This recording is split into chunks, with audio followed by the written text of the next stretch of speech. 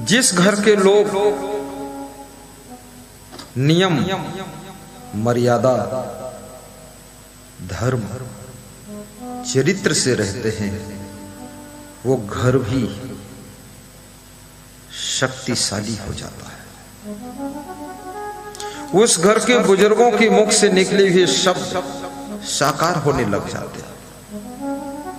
जिस घर के नवयुवक, जिस घर की बहुएं हंस हंस कर काम करती हैं, दौड़ दौड़ कर काम करती हैं, जिस घर की बेटियां लाज शर्म मर्यादा से अपना श्रृंगार करती हैं, और जिस घर के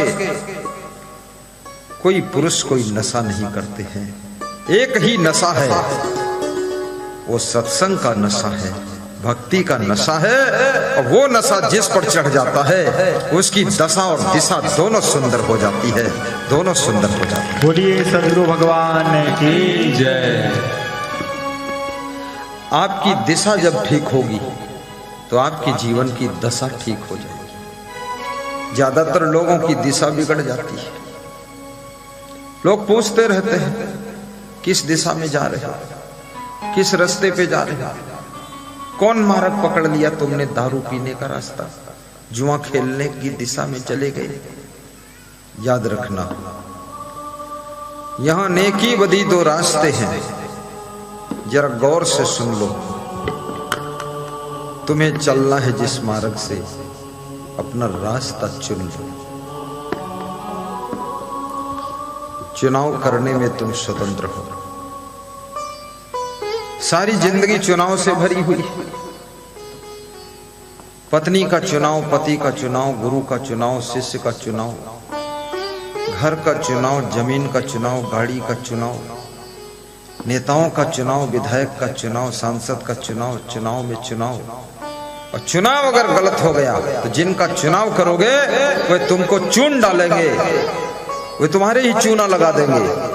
और यदि चुनाव जिंदगी में सही कर लिया तुमने तो याद रखना, चुनाव के बाद जो जिंदगी शुरू होती है उस जिंदगी में सुख और सफलता का जन्म होता है। बोलिए सतगुरुदेव भगवान की जय।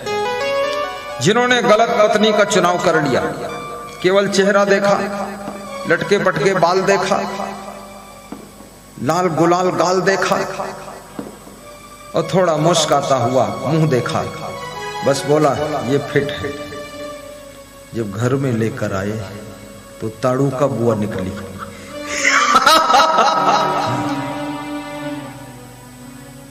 केवल चेहरे से चुनाव मत करिए। उस लड़की का चरित्र भी देखिए, आदतें देखिए, स्वभाव देखिए, विचार देखिए, व्यवहार देखिए, काम धाम देखिए।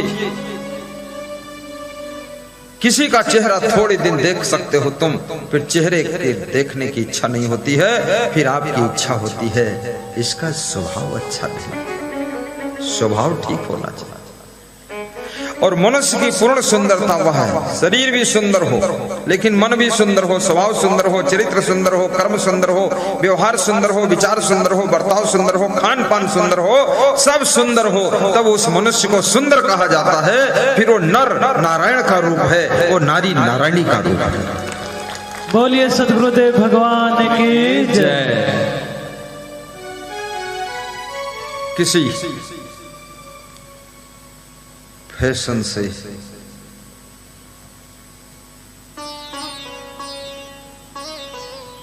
प्रभावित लड़के को देख करके, टेढ़ी टांग करके खड़े हुए लड़के को देखकर अपने पति के रूप में चुनाव मत कर देना। 10 दिन बाद ही मारपीट हो सकती है, पटका पटकी हो सकती है, कुटम कुटाई हो सकती है। धान तो नहीं कूटे जाएंगे, एक दूसरे कूटोगे खूब, भूसी तक नहीं निकलेगी, न चावल निकलेगा। जो घर में चावल है वो भी बिक जाएगा सब। इसलिए वासना में कभी आकर्षित मत होइए, उपासना कीजिए। भोग में सुख नहीं है, भक्ति में सुख है। भोग में केवल और केवल मनोरंजन है, केवल और केवल मिथ्या सुख है।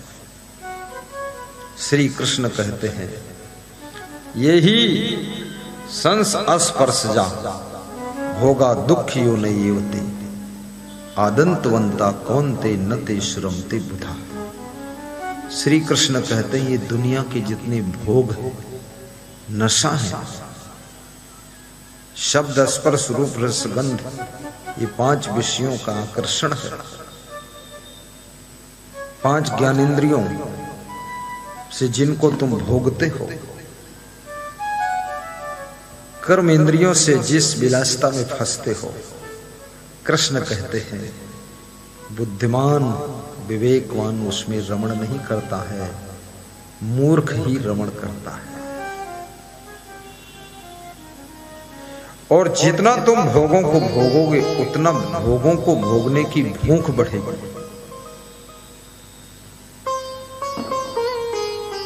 आप 10 बीड़ी पियो तो फिर रोज बीड़ी पीने की भूख आ जाएगी। 1 महीना तक पियो, फिर जिंदगी भर बीड़ी पीते रहो। अगर बीड़ी से तृप्ति मिली है तो जिंदगी भर क्यों पी रहे हो? एक दिन पी लो जितनी पीना है, दोबारा पियो मत। तृप्ति नहीं मिलती। किसी नशा को करने से तृप्ति नहीं मिलती है, किसी भोग विलास को करने से तृप्ति नहीं मिलती है। और ऐसी दशा होती है जैसे जलती हुई आग में घी डाल दिया गया, उससे आग बुझती नहीं है बल्कि आग और दुगना प्रज्वलित हो जाती है। इसलिए मन और इंद्रियों पर संयम भी साथ। और जिसका मन बस में नहीं वो विद्यार्थी फेल, जिसका मन बस में नहीं वो नेता फेल, जिसका मन बस में नहीं वो साधु फेल, जिसका मन बस में नहीं वो पत्नी फेल, जिसका मन बस में नहीं वो पति भी फेल, जिसका मन बस में नहीं बेटा बेटी फेल। जिंदगी एक परीक्षा है, द एग्जामिनेशन ऑफ लाइफ। जिंदगी एक इम्तिहान है, बराबर परीक्षा चल रही है। बाप को पता भी नहीं है, बेटा बाप की परीक्षा ले रहा है कि मेरा बाप कितने % फिट है। सासू को मालूम नहीं है, बहू परीक्षा ले रही है। बहू को ख्याल नहीं है, सास ससुर पति सब परीक्षा ले रहे हैं। जेठानी भी तुम्हारी परीक्षा ले रही है। एक लड़का बॉम्बे में किसी सेठ की दुकान पर खड़ा था सामने। 6 घंटे खड़ा रहा। दुकान का जो सेठ था, लास्ट में जब दुकान बढ़ाने का समय आया, उस लड़के से पूछा, तुमको मैं देख रहा हूं 6 घंटे से खड़े हो, क्यों खड़े? तुम चोर हो कि काम चोर हो? कौन हो? कहां से आए? क्यों खड़े हो मेरी दुकान पर? तो उस लड़के ने कहा, मैं लात खाकर आया।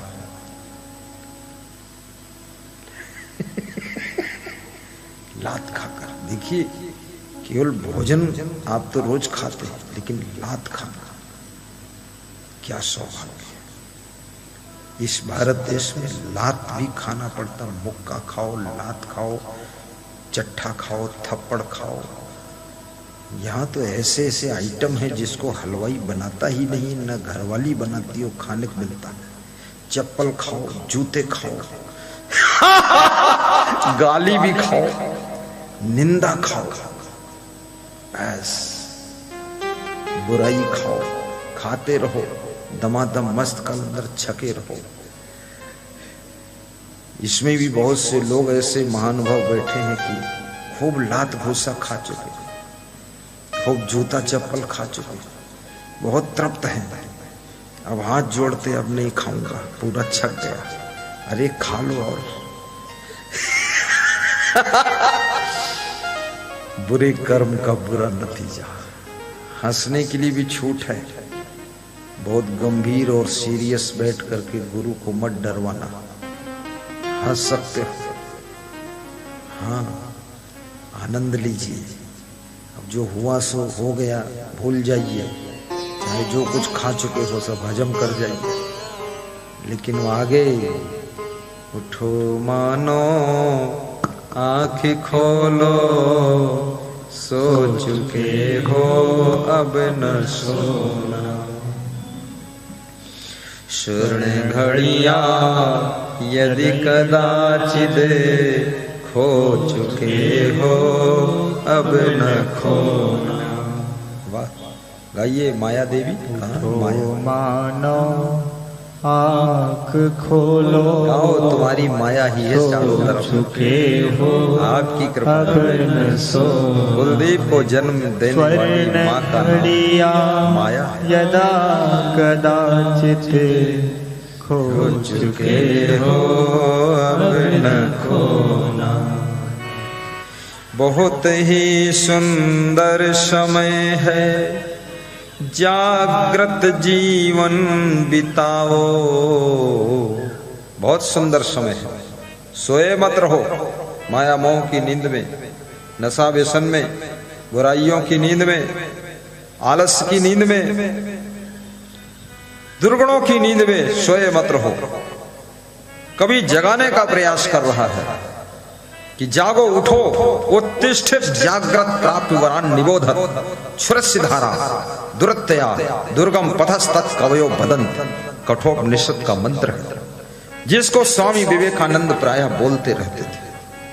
स्वामी विवेकानंद इस मंत्र का बहुत प्रयोग करते थे कि हे इंसान, तुम उठो और जागो और उसे प्राप्त करो जिसको पाने के लिए मनुष्य का शरीर मिला, और उसको जानो जिसको जानने के बाद को जानना शेष नहीं रह जाता है। सब कुछ जान लिया तुमने दुनिया में, लेकिन खुद को नहीं जाना। जब तक खुद को नहीं जाना कि मैं कौन हूं, हु एम आई, हूं कौन छू, मैं कौन हूं, तब तक तुम्हारा सारा जानना व्यर्थ है। जिस दिन आत्म बोध हो गया, आत्म ज्ञान हो गया, उस दिन समझ लो जो जानने के लिए जन्म हुआ था उसको तुमने जान लिया है। जमाने में उसने बड़ी बात कर ली जिसने अपने आप से मुलाकात कर ली, अपने आप से मुलाकात कर ली।